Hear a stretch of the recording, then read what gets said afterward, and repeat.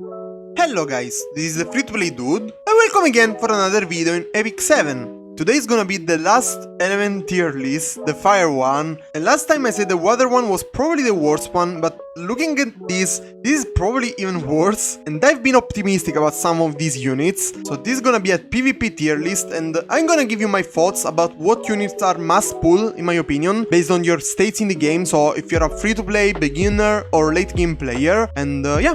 Let's just start. So, in the must pull tier, we have only 2 units, and the first one is Carrot.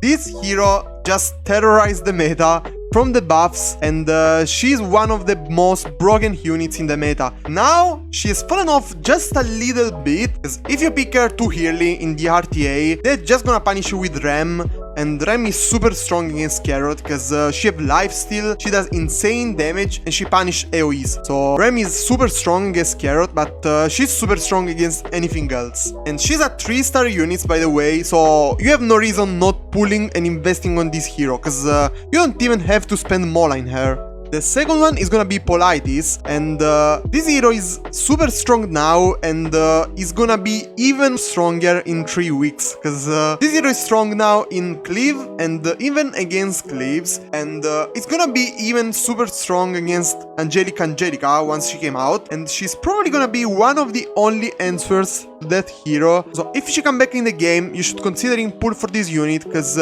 she's gonna be super strong and super meta relevant, even more in the future. In the strong meta, we have only 3 heroes, and one of them is gonna sound a little bit weird, but I'm gonna explain you. Let's start from Charlotte. So, Charlotte is a super strong bruiser, and most of the heroes in this tier are just bruiser, because Fire have super strong bruisers, and the Charlotte is a super strong AoE bruiser with a lot of lifesteal, and she can get by herself defense buff and attack buff, so she's gonna be extremely hard to take down, and she's gonna keep do her AoE, so she's gonna lifesteal a lot, and it's gonna be a pain to deal with her, but I think she shines in the late game, so if you're a beginner player, she's not that strong. And the same thing is for Ravi. She's super strong in the late game, she's a bruiser, and she's gonna lifesteal a lot. She can stun with ES1, she can stun with ES3, she gets combat readiness by herself when you attack her, so she's super solid. The same thing, she's only strong in the late game. Then we have the Elfet, and this girl is insane as a support in Cleave. I use her a lot, and you have basically 2 options with her. You can use her as a damage dealer, so you pump her with a lot of crit damage and attack, and you don't care about crit chance, because you're gonna sleep with ES3, and then you are gonna crit anyway 100% with ES2, so you're gonna do insane damage. And the second way to use her is as a support in Cleaves, so you're gonna build her with a lot of effectiveness, a lot of speed, and you're gonna use her with a stripper, so the stripper goes strip immunity, and she's gonna set attack buff and defense break on the whole enemy team, and you're gonna just destroy the enemy team. And she's even good for beginner player, because she's gonna make for you so much easier to climb in arena. Now we have the good heroes. These are generally solid heroes, but they are not at the same level as the strong meta heroes. And in the first position here we have the Cecilia. She does so many things. With ES3 she even set immunity for 2 turns on the whole team, and she's also gonna provoke all the enemy team, so you even make the enemy lose 1 turn. But she is more of a mid-late game hero, so if you're a free-to-play player, I don't recommend pulling for her, and probably even if you're a late game player, you should not invest on this hero.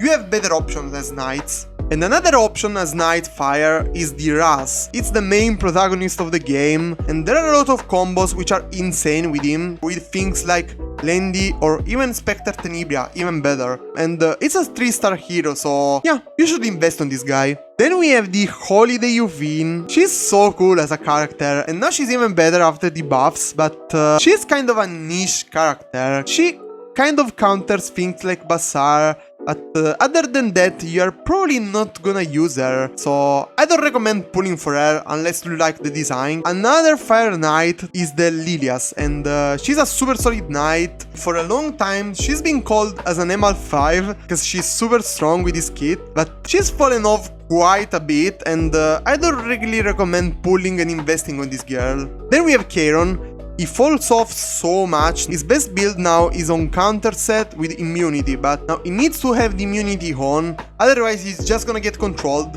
And with so many strippers around, like Operator Secret, Petless Lydica, Fairy Tail Tenebria, it's not gonna pop off, so yeah, it's just gonna be debuffed and controlled, so I don't recommend pulling for him. And now we have the normal Tenebria. This hero has so strong debuffs, but you need to piece it up, so you need to strip the enemy team before you can land the debuffs. And I'm gonna make a prediction about her.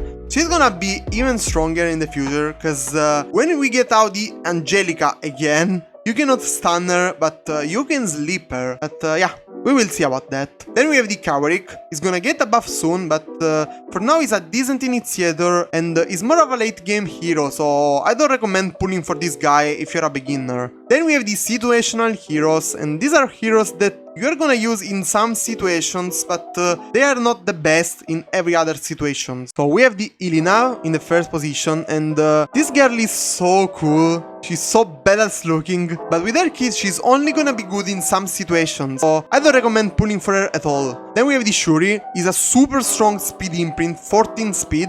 It's the best you can have in the game, and yeah, you're only gonna use her in speed cleaves, so you can get turn 1 more easily, and that's it. Then we have the Judith. This is a 3-star hero, and this is actually an early game hero. She's super fast, 117 speed, like best speed, so she's even faster than Alots, and she's gonna push 30% your whole team, so that's a huge push. But she's gonna fall off a lot in the mid and late game, and she's heavily countered by Politis. Then we have the Akates. This hero shines in Guild Wars, so if you're interested in Guild Wars, she's a valid option, but other than that, you have better options as healers. Then we have the Lydica, the normal Lydica. She can lock down her hero for the entire match, because she's gonna push him back with 0 combat readiness, and she's gonna give him speed debuff. And she's super fast as a hero. She's one of the faster heroes in the game, but you have a better option as initiators. Then we have the Surin, same stuff as the Shuri, so she's gonna be a speed imprint, and that's it.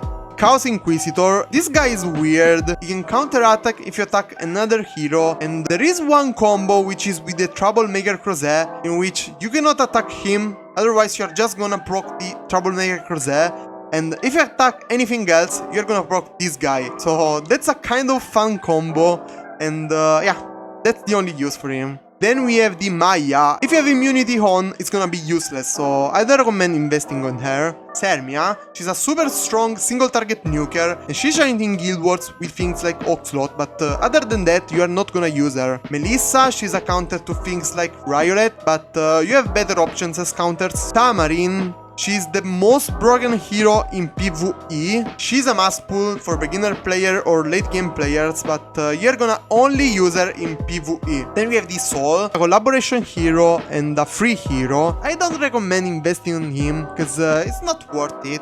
We have the normal Baal. I couldn't find the picture, and this guy has so many debuffs on the S3 and even the S2, but again, you need to set him up, because he cannot strip, so yeah, it's too hard to pull off. Kawana, she's a 4-star hero, and she's just kind of bad. Then we have the Ken, another 5-star hero. This guy was so strong in the early time of Epic 7, but now he's fallen off a lot, so nobody's using him. I don't recommend pulling for this guy in any state of the game. And these are the heroes, and these are heroes that are kind of horrible. The first one is the Araminta. She has a stun on the S3 and Aira stun, but you need to set her up, and you have just better options, like why would you use this girl instead of the Moonlight Araminta? The Haste is just an horrible 5-star again. Bomb Model Kanna. She's super strong in Expedition. She's probably one of the best heroes in Expedition, and she's a free hero, so you're gonna get her from the connections, but